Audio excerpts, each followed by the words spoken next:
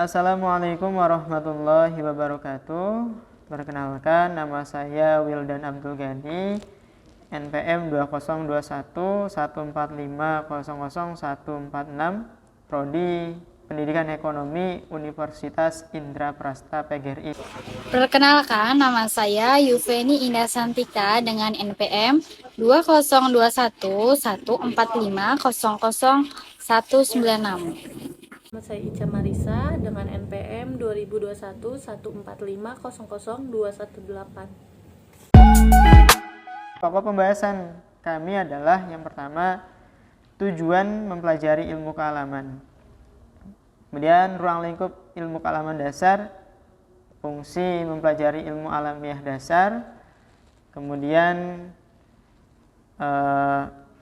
urgensi ilmiah alamiah dasar, lahirnya ilmu alamiah dasar, dan peranan ilmu kealaman dasar dalam kehidupan masyarakat. Agar lebih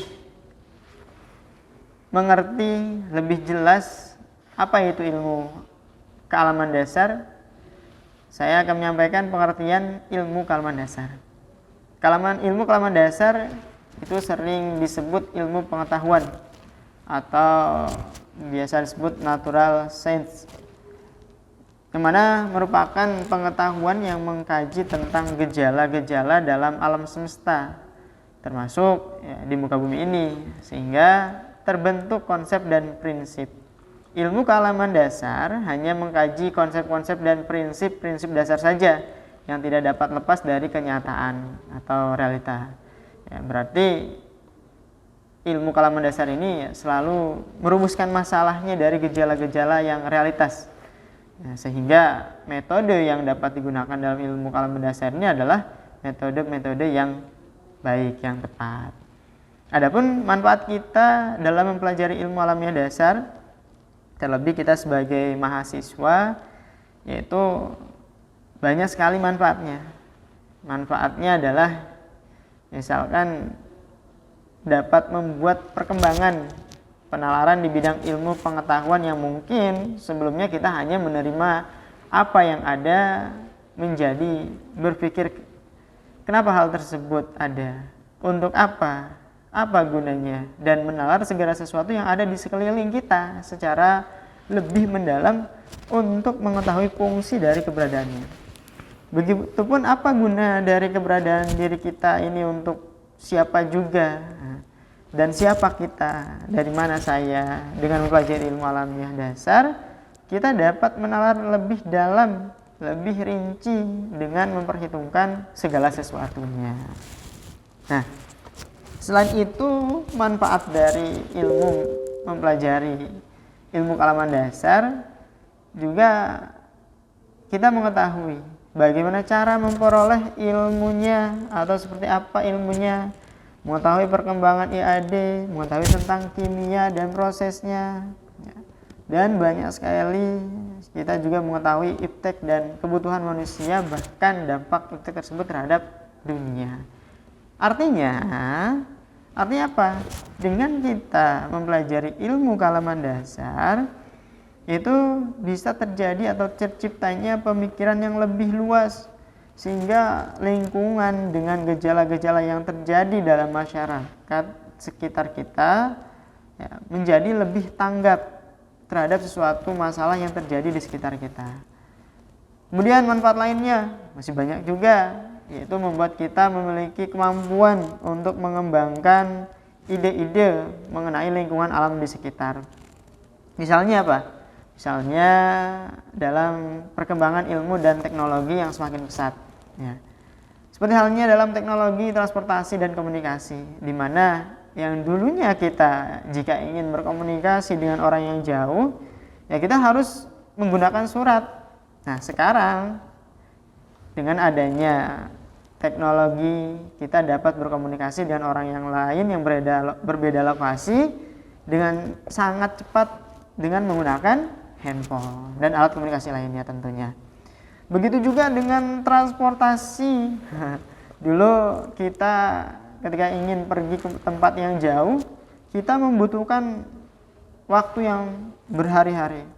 Namun Kini dengan adanya perkembangan iptek, adanya perkembangan menjadi lebih mudah dan cepat. Berarti apa? Intinya ilmu alamiah dasar berfungsi untuk mempermudah kehidupan manusia. Selanjutnya, ilmu alamiah dasar berfungsi untuk mempermudah kehidupan manusia. Selanjutnya, ilmu alamiah atau ilmu alamiah dasar dalam kehidupan manusia. Peran ilmu alamiah dasar dalam kehidupan manusia yaitu memahami alam tempat kita hidup, memanfaatkan alam sesuai hukum-hukum alam, memanfaatkan penggunaan metode ilmiah untuk memecahkan masalah kehidupan sehari-hari. Kemudian kepedulian terhadap pelestarian sumber daya alam dan lingkungan hidup, wawasan tentang perkembangan iptek, berperan mencari solusi pemecah masalah lingkungan hidup secara aktif. Kemudian untuk materi selanjutnya akan dilanjutkan oleh saudari Yuveni. Silahkan. Saya akan menjelaskan tentang bagian B, yaitu ruang lingkup IKD. Ilmu kealaman dasar melingkupi aspek yang dipelajari seperti 1. Aspek fisik, 2. Aspek kimiawi, 3. Aspek biologi, dan 4. Aspek ekonomi. Alam semesta sebagai objek penelitian mempunyai objek yang sangat luas, mulai dari hal yang terkecil sampai hal yang terbesar. Mulai dari atom sampai matahari, mulai dari bakteri sampai gajah.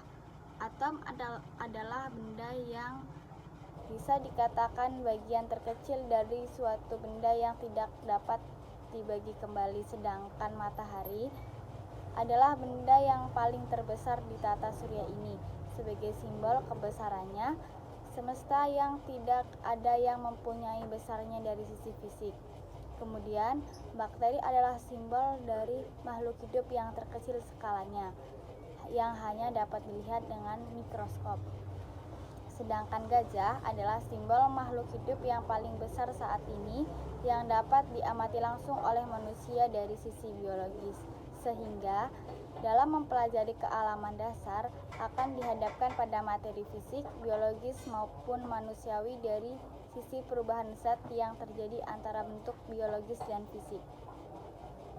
Konsep dasar tentang ilmu pengetahuan alam meliputi 3, yaitu 1. Fisika, suatu ilmu pengetahuan yang mempelajari benda tak hidup atau mati dari aspek wujud dengan perubahan-perubahan yang bersifat sementara.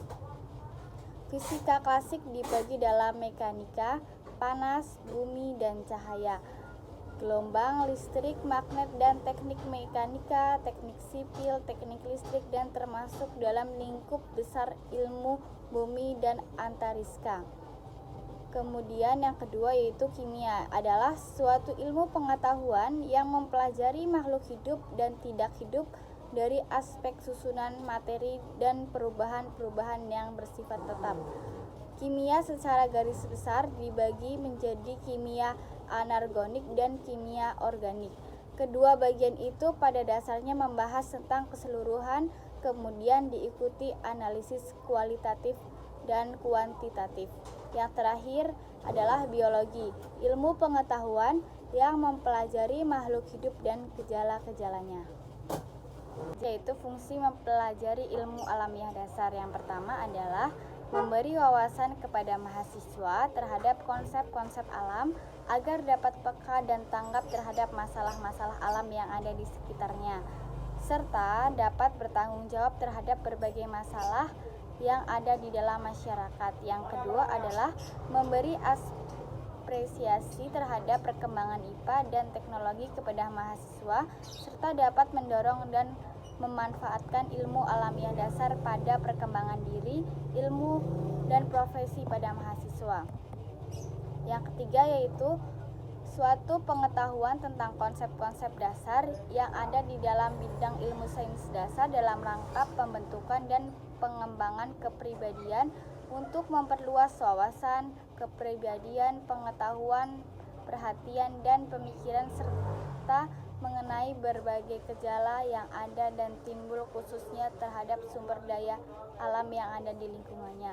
Kemudian yang terakhir yaitu keempat adalah mampu memecahkan masalah yang dihadapi manusia baik saat berinteraksi dengan sesama manusia maupun ketika berintegrasi dengan lingkungannya. Di samping itu, kita dapat meramalkan bagaimana alam akan memberikan respon dan bereaksi terhadap tindakan yang dilakukan kepadanya. Tujuan ilmu alamiah dasar. Tujuannya adalah untuk mencari kebenaran dan menentukan fakta. Dalam hal ini, hendaknya berhati-hati pada kata kebenaran. Kebenaran itu yang bersifat sementara dan bersifat mutlak. Metode ilmiah tidak berhubungan dengan kebenaran mutlak. Sesuatu yang mutlak berarti telah berakhir. Bila sesuatu telah diketahui mutlak, maka ilmu alamiah tidak dapat diterapkan untuk bertindak lebih jauh. Ilmu alamiah hanya dapat mengemukakan bukti kebenaran sementara, dan dengan kata lain, kebenaran sementara adalah teori. Dampak perkembangan IPA dan teknologi. Dampak IPA dan teknologi terhadap kehidupan manusia seperti banyaknya penemuan seperti penemuan energi, cahaya, pengobatan dengan alat canggih, sehingga dapat mempermudah dan bermanfaat bagi kehidupan manusia. Urgensi ilmiah alamiah dasar. Yang pertama adalah dalam IKD diberikan ilmu pengetahuan alam atau IPA yang perlu dipahami atau perlu dialami. Kemudian yang kedua adalah dalam ilmu IKD dibicarakan soal teknologi yang sifatnya terapan atau pengetahuan lainnya. Yang ketiga, dalam IKD dibicarakan oleh kelangsungan kehidupan. Dan yang terakhir, yang keempat, manusia mampu sadar akan kandungan bumi, baik yang sudah dimanfaatkan maupun yang belum. Lahirnya ilmu alamiah dasar. Panca indera akan memberikan tanggapan terhadap rangsangan di mana tanggapan itu menjadi suatu pengalaman yang diperoleh terakumulasi oleh karena adanya kuriositas manusia. Pengalaman merupakan salah satu terbentuknya pengetahuan, yakni perkumpulan fakta-fakta pertumbuhan pengetahuan didorong oleh pertama untuk memuarkan diri yang bersifat non-praktis atau teori. Kedua adalah dorongan yang bersifat praktis di mana ilmu pengetahuan dimanfaatkan untuk meningkatkan taraf hidup yang lebih tinggi. Ilmu ilmiah sebagai hasil perkembangan pola pikir manusia yang terakumulasi dari hasil pengamatan dan pengalaman telah mendorong manusia untuk melahirkan pendekatan kebenaran yang tidak hanya mengandalkan kemampuan rasio belaka.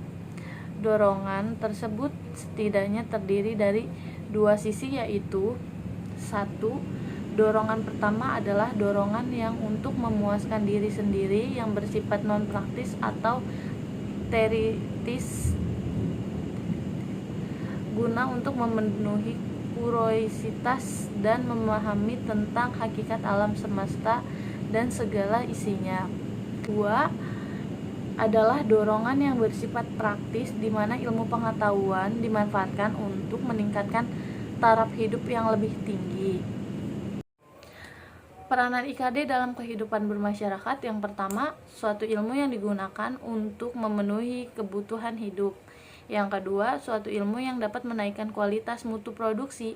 Yang ketiga, meningkatkan pengetahuan tentang ilmu yang berkaitan dengan alam. Yang keempat, dapat membuka lapangan pekerjaan yang baru. Yang kelima, meningkatkan sistem transportasi dan komunikasi.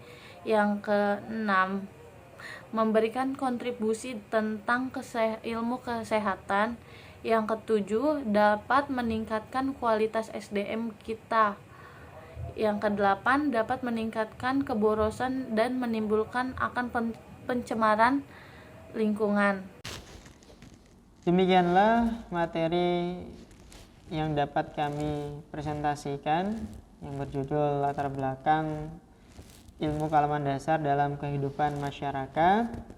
Semoga apa yang kami sampaikan pada video kali ini bisa bermanfaat untuk kita semua. Dan bagi teman-teman yang sudah menyempatkan untuk menonton video kami ucapkan terima kasih dan kami sampaikan mohon maaf yang sebesar-besarnya apabila dalam video kami, dalam presentasi kami ada kekurangannya atau hal yang salah, kami mau ucapkan mohon maaf yang sebesar-besarnya.